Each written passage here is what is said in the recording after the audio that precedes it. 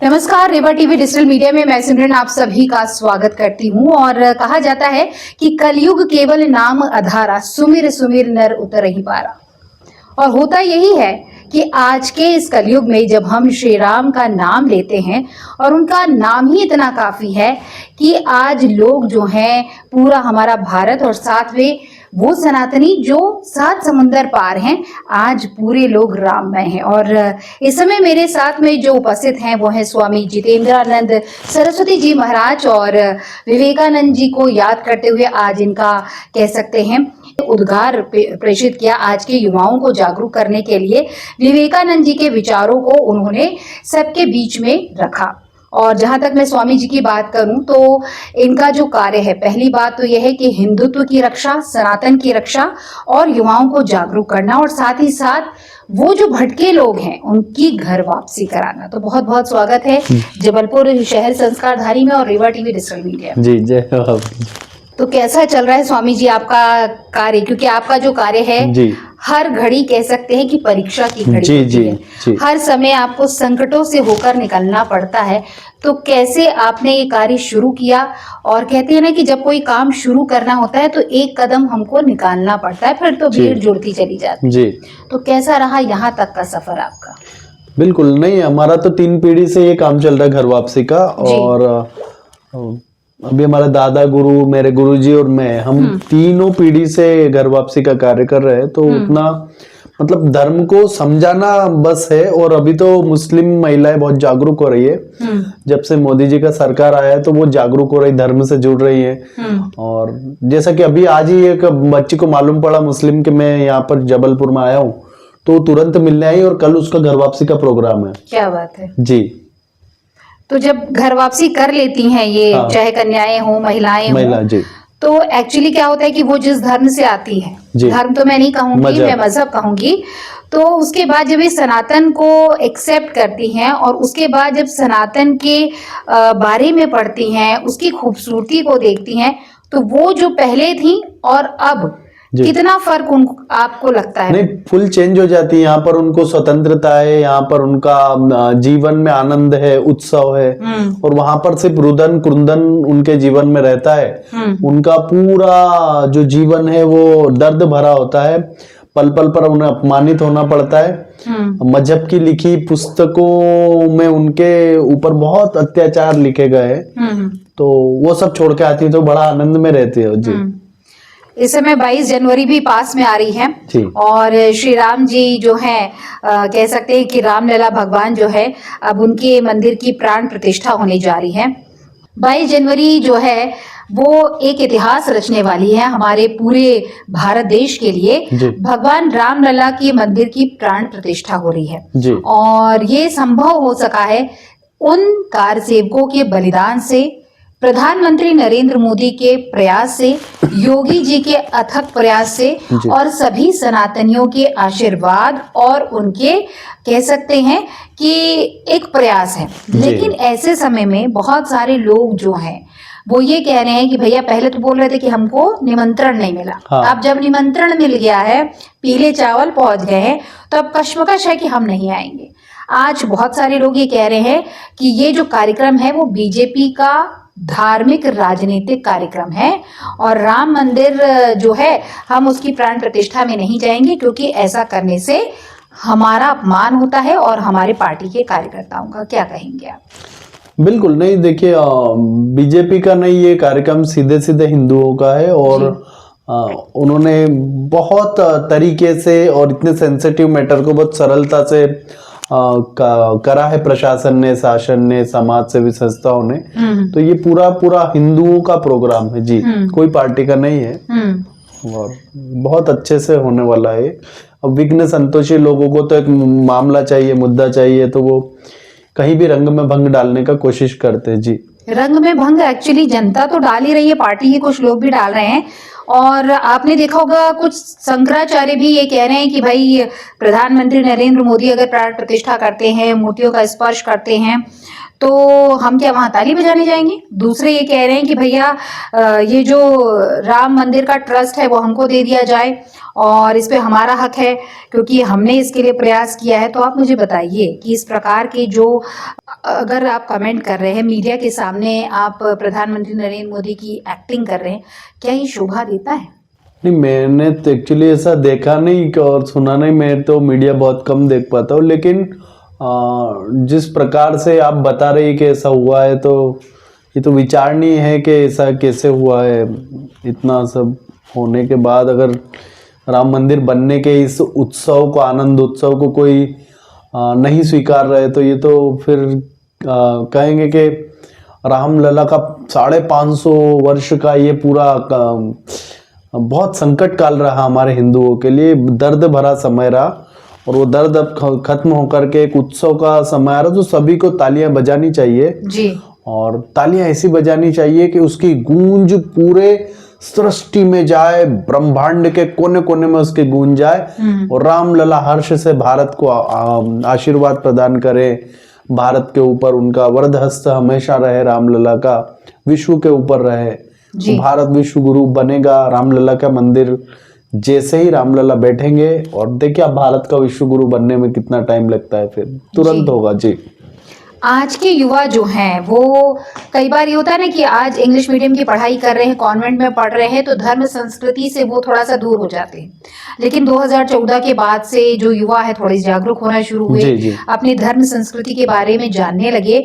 अगर हम बात करें हमारे धर्म संस्कृति की, तो रामायण आज देखने को मिलता है कि हनुमान चालीसा पढ़ते हुए जो युवा है वो दिखते हैं, और साथ ही साथ जो है वो गीता का भी प्रचार हो रहा है।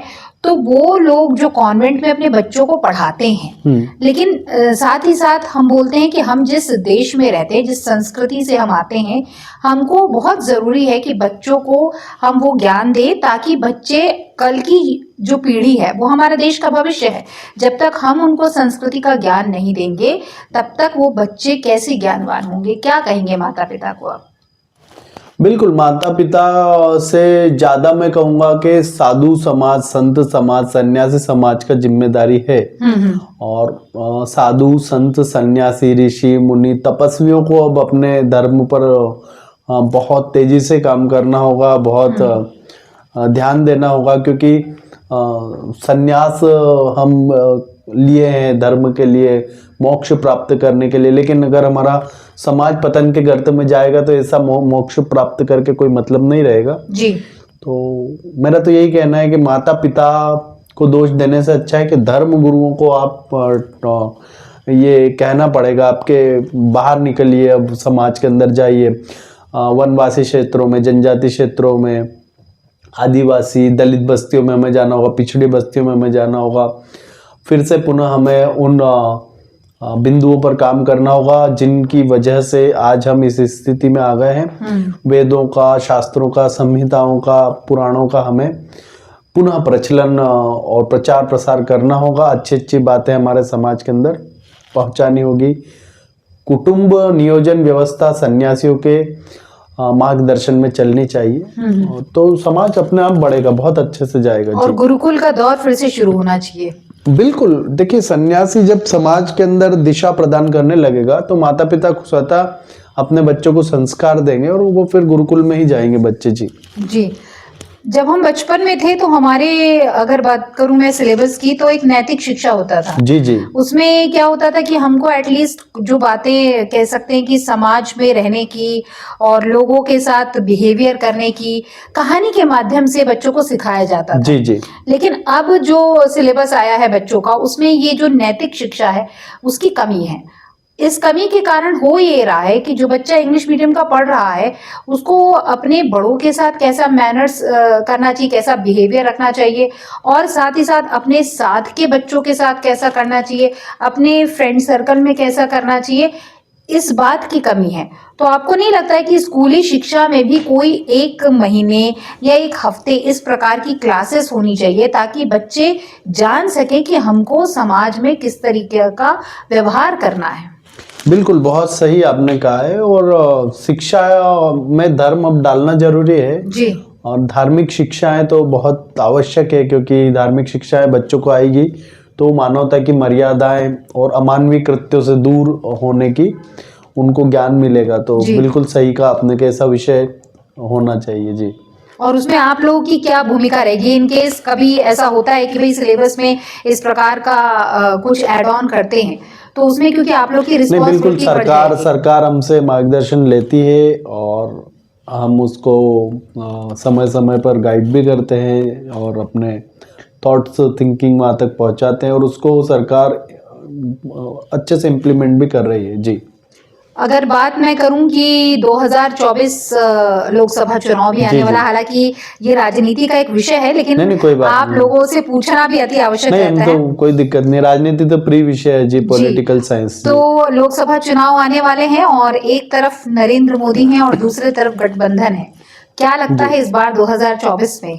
नहीं, वो पहले तो आप जो गठबंधन को हमें ठगबंधन कहना होगा जी। क्योंकि भेड़िए, सियार, लोमड़ियाँ, कुत्ते, बिल्ली सभी जैसे कभी एक साथ इकट्ठे होकर के अगर नदी में जंगल में जाते हैं पानी पीने के लिए एक ही घाट पर, तो कहा जाता है कि ये कोई षड्यंत्र है, ये कोई उनके ऊपर इस प्रकार का है जी।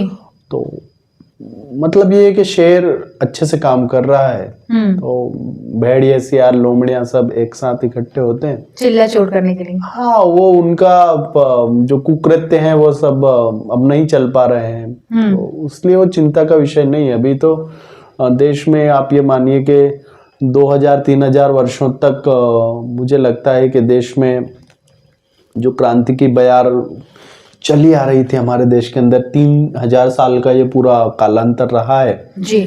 तो अब जाकर के उन सारे हमारे संकट काल पर स्टॉप लगाया है नरेंद्र मोदी जी के आने के बाद, फिर पुनः विश्व गुरु भारत बनने वाला है और आप देखिए पुनः हमारा देश का स्वर्णिम काल रिटर्न आने वाला है तो चिंता ना करें Modi ji, once again Modi again जी।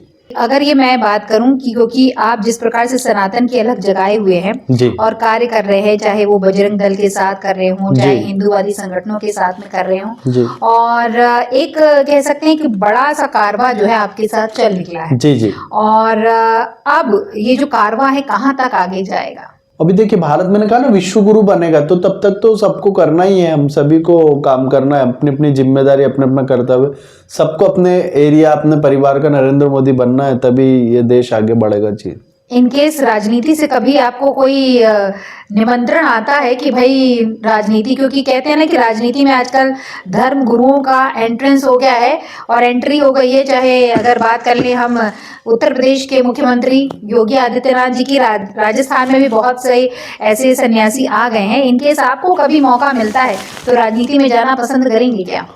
नहीं, मेरा तो एक ही मिशन है, घर वापसी, और इसके अलावा तो कुछ मुझे अपनी अपनी एक चॉइस होती है ना, तो मेरी जो चॉइस है, मेरा जो टेस्ट काम करने का है पसंद, मुझे घर वापसी है, इसके इतर नहीं जी। भटके लोगों को राह पर लाना जी है। जी जी, वही हमारा। तो अभी कितने लोगों की घर वापसी हो चुकी है? लगभग 12,000-13,000 लोगों का घर वापसी हो चुका है जी। जी।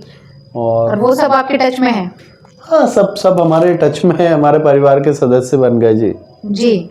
और वो युवा जो आजकल मैं बात करूं कि पाश्चात्य संस्कृति को ज्यादा मानते हैं और कई बार ये होता है, आपने देखा होगा कि एक फिल्म आई थी अभी केरल के ऊपर आई थी और उसमें लव जिहाद के बारे में बताया गया था और साथ ही साथ ये भी बताया गया था कि कैसे युवा ये कहते हैं कि हमको तो भाई माता पिता ने बताया ही नहीं, इसलिए हमको ऐसा लगता है कि ये जो है ये सही कह रहा है अगला जो है।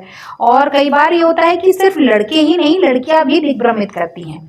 तो ऐसे यंगस्टर्स को आप क्या सीख देंगे? बिल्कुल, मैं तो सभी यंगस्टर को यही कहूँगा कि सभी अपने धर्म का ज्ञान लें, वेद पढ़ें और वेदांत को जाने समझें जी। धर्म कितना महान है, उसका ज्ञान कितना महान है, इसको सीखेंगे तो बहुत कुछ हो जाएगा जी। फिर युवाओं को कोई मिसगाइड नहीं कर पाएगा, उसको अपना एक राइट डेस्टिनेशन उसको पता होगा कि कहाँ मुझको जाना है जी। क्योंकि आप देखिए कि लव जिहाद अधिकतर जो होता है पढ़े लिखे लोगों में ही ज्यादा होता है। नहीं, एक्चुअली उनकी मति के ऊपर पर्दा डाल दिया जाता है सेकुलरिज्म का, लिबरल बनने का। तो वो जो लिबरल वर्ग है, जो सेकुलर वर्ग है, उनकी अनभिज्ञता के कारण, उनकी दूरदर्शिता की कमी के कारण, उनके इतिहास के कम ज्ञान के कारण ये सारा प्रॉब्लम हो रहा है। जी। अगर वो इतिहास को पढ़ लेंगे, अपने धर्म को जान लेंगे, सामने वाले की पुस्तकों को जो गंदी गंदी पुस्तकें लिखी है वल्गर, उनको पढ़ लेंगे तो समझ में आ जाएगा कि मजहब और धर्म में कितना अंतर है। जी। चलते चलते संस्कारधानी वासियों को क्या संदेश देना चाहेंगे गुरुजी? नहीं, संस्कार धानी तो पहले से ही बहुत संस्कार से ओतप्रोत है, धर्म से जी। ओतप्रोत है, धर्मपरायण है। और मैं तो इतना ही कहूँगा कि बस आप इसी प्रकार से धर्म के कार्य में सहयोग करते रहें और भारत को विश्व गुरु बनाने के लिए हमें साथ दे, सहयोग दे। और हमारे ये चैनल को रेवा टीवी न्यूज़ है, इस रेवा टीवी को लाइक करें, शेयर करें, सब्सक्राइब करें।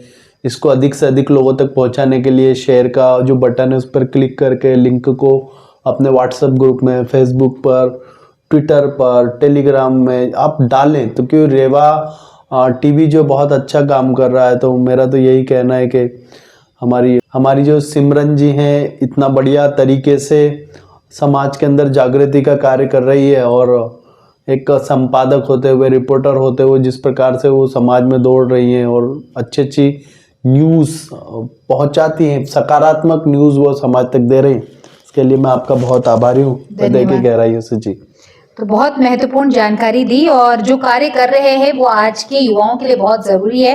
कहते हैं कि जो भटका हुआ रहता है उसको सही दिशा जो होता है, जब तक आपके जीवन में गुरु नहीं मिलता तब तक वो सही दिशा नहीं मिलती।